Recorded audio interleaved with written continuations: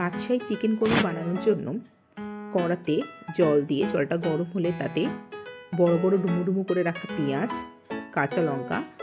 আর ধনেপাতার ডাঁটি, কাজু বাদাম, আমন্ড বাদাম একসঙ্গে দিয়ে একটু সেদ্ধ হয়ে গেলে সেটাকে আমি মিক্সিতে নিয়ে তার সাথে দই দিয়ে আর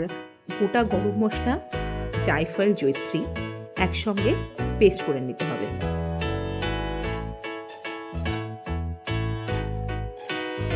এরপর কড়াই সর্ষের তেল দিয়ে তার মধ্যে চিকেনগুলোকে দিয়ে জাস্ট একটু এপিট ওপিট করে সাদা করে ভাজা হবে। তার মধ্যে দিয়ে দেব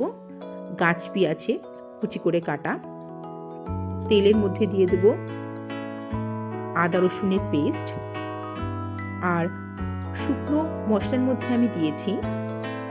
ধনে জিরে বাটা, নুন, হলুদ, লঙ্কা গুঁড়ো, গোলমরিচের গুঁড়ো,